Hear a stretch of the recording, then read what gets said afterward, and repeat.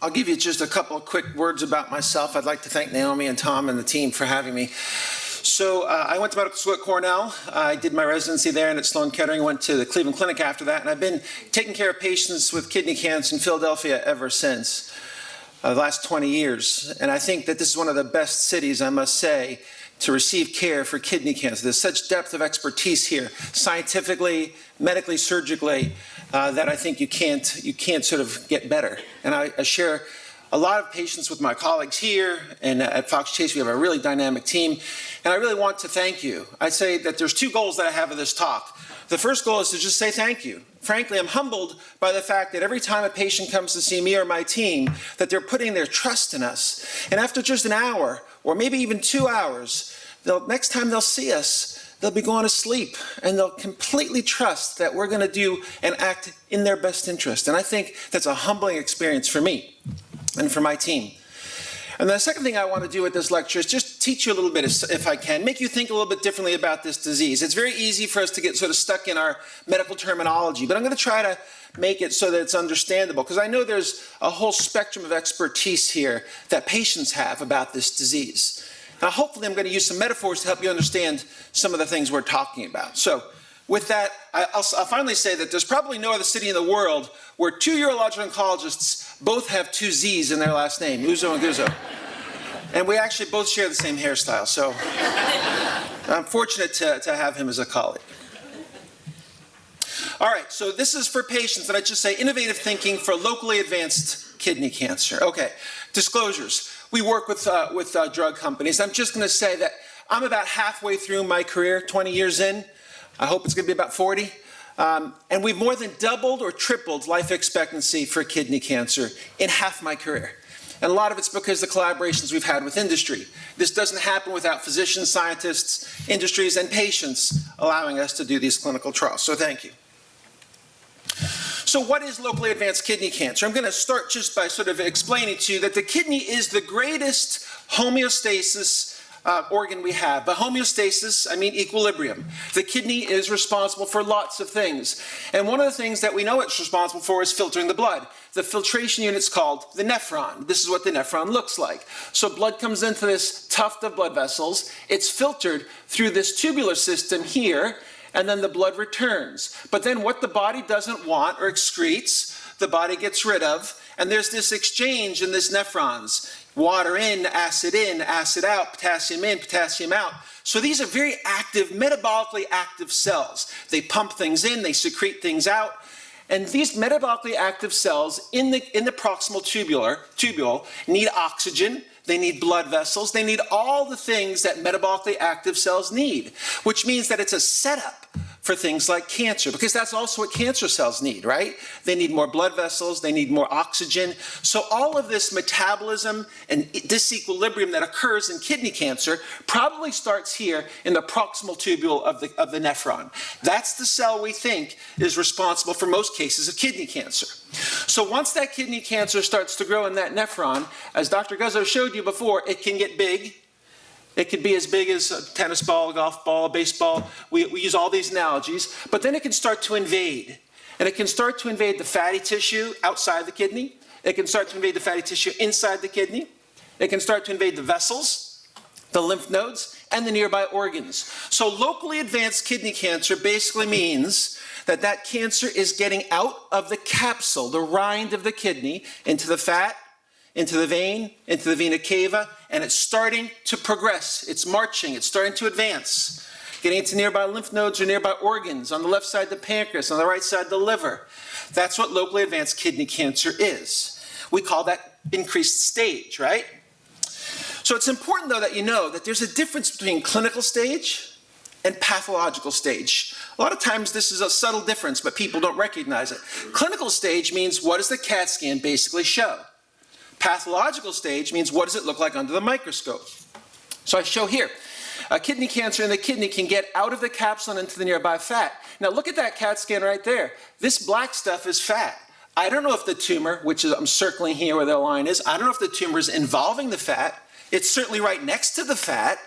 So I might say that that's stage 2, when in fact it might be stage 3. It might be clinically 2, but pathologically 3. And so that's where we have to have the radiologist help us and the pathologist help us. Here it is invading the vein. Here it is invading the lymph node. And I just want to show you that once you start to look under the microscope, this is cancer, this is fat. The cancer comes up to the fat, but it doesn't go into the fat. I might say that that's stage 2. Here, the cancer is in the fat. This is the fat cells, these big empty blobs. And over here, this is the cancer invading the fat. Now it's stage 3. So your doctor may say you have stage 2, only to find out later you have stage 3. And this is what it looks like when it gets into the vein. This is that vena cava, and that is not only clot, that is also tumor cells in the clot. And under the microscope, here's a tumor inside a vein. So the pathologist has to look for that stuff, and that may change your stage. Same thing here. Here it is in the lymph node. This is all cancer, and this squished part right down here is the normal lymph node, all right? So difference between clinical stage and pathological stage, important distinction. And the reason that that's important is because it shows that the tumor is getting more aggressive, and it shows that the tumor is starting to exit the kidney. And that brings us to this very important concept of micrometastatic disease. Microscopic cells have exited the kidney. I have to say that I always pause when I speak to patients about this, because it's a little bit intuitive, but sometimes you got to just sort of connect the dots. Right? The doctor might say, look, it was contained. I removed it all. The margins were negative. But there's a chance it may come back. And then you say, well, how does that work, right? You just said you got it all. And it's because of microscopic metastases. So microscopic cells can escape what I just showed you into the circulation. And if that happens, we don't know when it happens. We don't know how it happens. We can't measure it. I can't take a blood test to see if there's microscopic cells circulating. But it implies that the tumor at some point is likely to come back. Now sometimes, even though it's circulating in the blood, it might never come back. Why? Because the immune system is able to adapt, correct it, fix it, kill it. But sometimes, a year, 2 years, 5 years later, those microscopic cells will show up on a CAT scan. And that's recurrence. That's recurrence because of that microscopic metastatic disease. And so we talk about when does that microscopic metastasis occur? And basically there's 2 ways to think about this. It's either occurring early or it's occurring late, right? If it occurs late, it means the primary tumor starts here and then it spreads to the lymph nodes in a very orderly, logical fashion, and then it goes to other organs. And you'll see that here. Here's the normal tubular cell of the kidney. Here's where you've got mutations that cause cancer, and more mutations cause it to spread. I like to think, this is a surgeon from 100 years ago named Halsted. That's a very sort of, in our jargon, Halstedian progression. Stage 1 to stage 2, stage 2 to stage 3, to stage 3 to stage 4. Okay? But there's an alternative to that, and that is sometimes it just starts at stage 4. It really never was stage 1 for very long. And if it was really quick. All right? I mean, I don't know if it's days or weeks or months, but it was well before we picked it up. And that means that the tumor got so aggressive so quickly that it became metastatic early on. And we can't detect that. We don't know that. We sometimes knew when somebody comes in with stage 4 disease off the bat. But a question that patients often ask is, how long have I had this? How long has this been there? I'll get to that question in a moment. So the point that I'm trying to make is, if stage 1 becomes stage 2, and then stage 2 becomes stage 3, and then 3 to 4, and the microscopic metastases occur late, then if I remove a stage 1 kidney, I'll cure this, because this will never have happened. And that's what we find most of the time with early kidney cancer. But sometimes that process of circulating tumor cells comes early, and even if I take out the primary, it's coming back. And I've got to watch. And I've got to fight. We've got to fight. And we've got to try to give you some adjuvant therapy, additional therapy to get rid of this. So adjuvant or neoadjuvant therapy is given after surgery, neoadjuvant before surgery. I would consider that the holy grail of surgery, right? I, as a surgeon, would like to remove everything, but if I can't, I've got to ask Dr. Haas, Dr. Plamack, and my colleagues to try to clean up what was left behind, and we didn't know about it. So that's someplace between my incompletely effective surgery, and we don't yet have a cure, as you know, a completely effective cure for kidney cancer. And so we've got to try to figure out where and who to give these therapies to. And I think Dr. Haas is going to talk a little bit more about that in a minute. Because we struggle as clinicians and you as patients. We struggle to advise the right treatment for locally advanced kidney cancer and metastatic disease in the right patient at the right time because we can't measure those microscopic cells. All right, so I'm just going to give you a quick overview. Here's a patient with a large tumor, 71, very healthy. Stage, we're going to call this stage 3 because it looks like it's involving one of the small veins. Should you have the surgery first? Should you get immunotherapy first? Should you go on a clinical trial? We debate that at our meetings. We could sit around on panel sessions and we could all debate that. A lot of that depends upon who you see and where you go first because there are strategies and philosophies that may differ a little bit. But we could disagree on what the right thing to do is in some cases like this. What we know is that if it's stage 3A and the nodes are negative, it's going to be cured about 80% of the time with surgery alone. 20% of the time those microscopic cells will be back. If your lymph node is involved, it's about 40% of the time that that's coming back.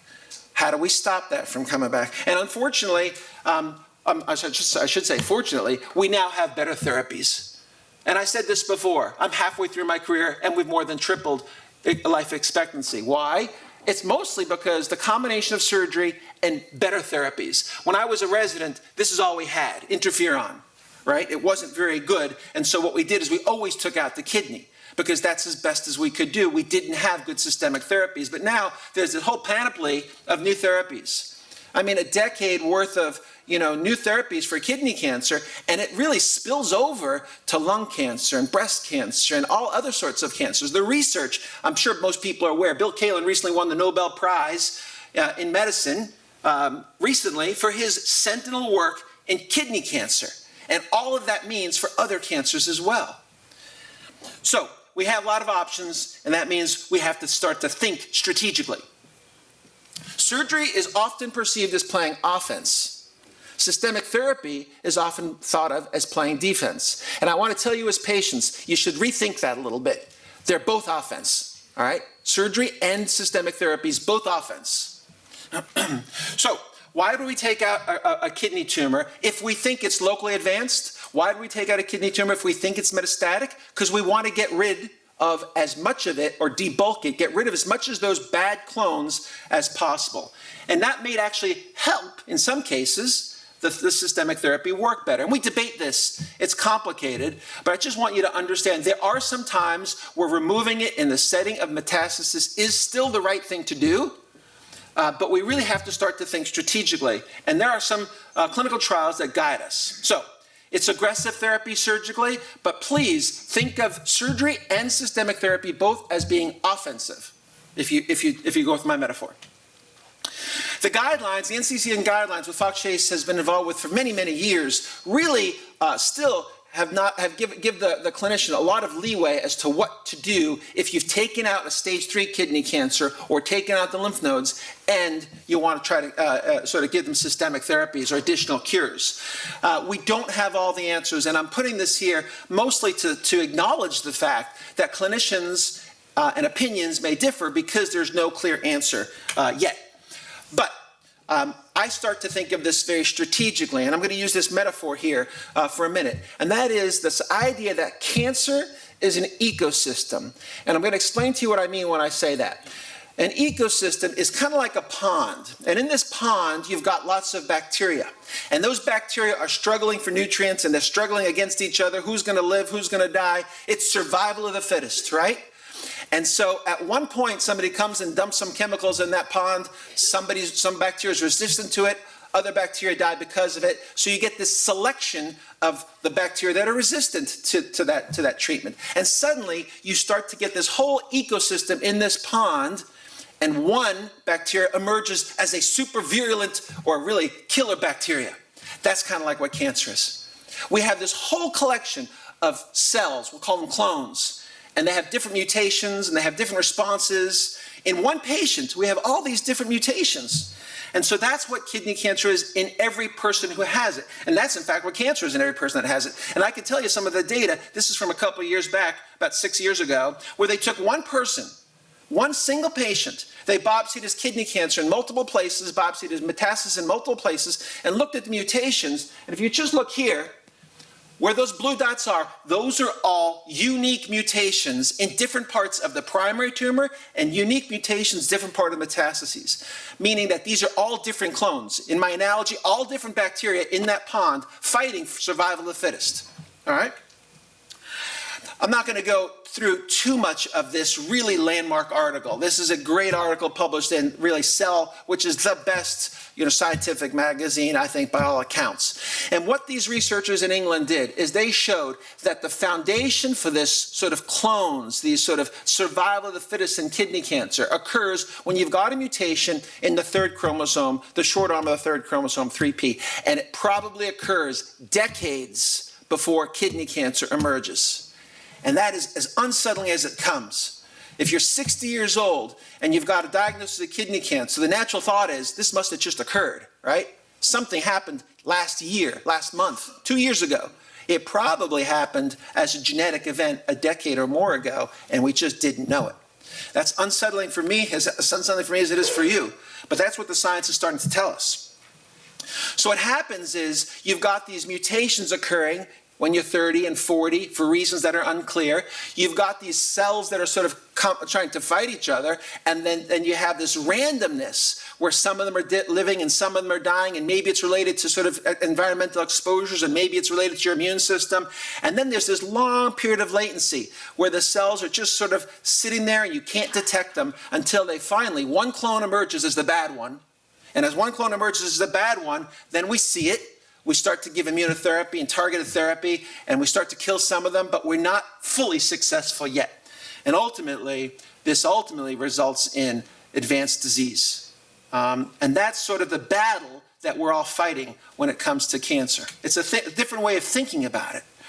And so we can start to talk about what the various good clones look like, if there's such a thing as a slow-growing cancer cell, and what the bad clones look like. And the scientists have really done yeoman's work on trying to figure out what these things look like and how we could attack each of them. But there's this concept, and I'm going to sort of almost end up with this sort of one concept. And I sort of alluded to it before about those bacteria in that pond. The bad ones emerge. The bad ones are usually very quick growing, very easily mutated, and there's really only one or two different types of them. They've already killed all the other ones off, right? So we talk about heterogeneity. That means, are there lots of clones? And we talk about instability, genomic instability. Are they really mutating quickly? So the worst situation, I'm going to just flip through right here, is if there's not a lot of clones and they're mutating quickly. That means the bad ones are really winning. And I use this usually in one of my talks for physicians. But somebody once told me when I went to business school that if I can't explain something to my daughter, who's 16, then I'm probably not going to be able to, then I probably don't really fully understand it. So I'm going to try to explain this to you like I would explain it to my 16-year-old daughter. And in fact, I went through this exercise with her, and I said to her, this is what I'm trying to get across about a year ago. And we were talking about sort of Darwin and the origin of species and the whole idea of like evolution. And she said, Dad, that's sort of like the minions, right? So what happens? The minions are mutated humans, just like a kidney cancer cell, right? Those mutated humans, actually, they sort of sit there and they're kind of friendly, but they shouldn't be there, right? But what happens along the line is, this agent that this mad scientist, I forgot his name, sort of injects, it's PX41 or something like this. He somehow mutates these people into really bad clones. And so this sort of idea of clonal progression for kidney cancer means that here, if you've got a lot of good clones here, they're all kind of friendly minions, there's not variety, that's not a bad cancer. You could probably, if you're 80 years old, watch a cancer like that. But if you've got a lot of bad clones, and there's a lot of them, there's no yellow, it's all purple, because that's all the bad clones, that's the guy that's going to get you, all right? That's the one we've got to watch for. And if we can find that cancer, then maybe we've got a better shot. And then, of course, there's a whole sort of spectrum between the good guys are winning and the bad guys are winning. But by and large, I want you to think of cancer as this struggle, this battle between good clones, if I can say good, bad clones, and your immune system. And it is survival of the fittest of those clones. My job, Dr. Haas and Dr. Plumek's job, is to help you win. In the end, how do we figure out who to operate on with locally advanced kidney cancer? Well, biology is king, right? Sometimes we just really can't explain why this happened, or even sometimes how it happened. We know the genetic events, but unfortunately, we've got to deal with the biology that is occurring in any one of our bodies. Selection is queen. We've got to pick the right person for the right operation on the right day. And that means that healthier, younger people generally tend to do better with surgery than older, sicker people. Same thing, as you can imagine, with immunotherapy. And we've got lots of curves like this to show that the healthier and the stronger you are when you're getting your therapy, the more likely you are to succeed. All right? We've also got lots of calculators, and we use this stuff at Fox all the time. We belong to the National Surgical Quality Program. It's a national program called NSQIP, where we submit our data every 6 months, and we look at the complications that we have, and we compare them to the complications across the country. And I'm proud to say we consistently rank in the top 10% nationally for our surgical quality. And the therapies that we give you are the prince and the princess who occasionally try to usurp the throne. Biology is king, selection is queen, and then we have to try to intervene to beat the king or the queen, right? But sometimes we can't do it. And that's what we struggle with every day. And that's what you trust us to do in your best interest. So how do we do this? How do we figure out what the right thing to do is? Well, we know that we don't know it all. And so in situations where we're uncertain, we have to try our best to guide you to make a good choice. So we should try to simplify those choices as best as we can, frame the decisions as best as we can, and estimate probabilities so you can make trade-offs and make a good informed choice. What does that mean? As I said before, if you've got metastatic kidney cancer, whether you have surgery first or whether you have immunotherapy first is still a source of some debate. But a lot of this reflects the doctors that you see. And I think you can't go wrong in the city of Philadelphia. If you've got effective systemic therapy, and we've got good data to show that that should be the first step, then you'll often get systemic therapy first or be put on a clinical trial. And I must say, a clinical trial has been the force that has moved this situation forward. I don't use the term clinical trial lightly because I know it suggests to patients that it's an experimentation, especially if it's a placebo. But it really has pushed this field forward like none other. And of course, if you come to a surgeon, we might just sort of say, well, look, we can have competing data and different ideas, but it's the combination that's going to work. Should it be surgery first or immunotherapy first or surgery? I think that's the question that we have to help you make the decision for. So I struggle less now that we have good systemic therapy to choose the right patient and to do the right operation at the right time. I think perioperative treatment will cure more patients with kidney cancer in my lifetime. I'm confident of that. And selection for those patients will become easier. Thank you very much.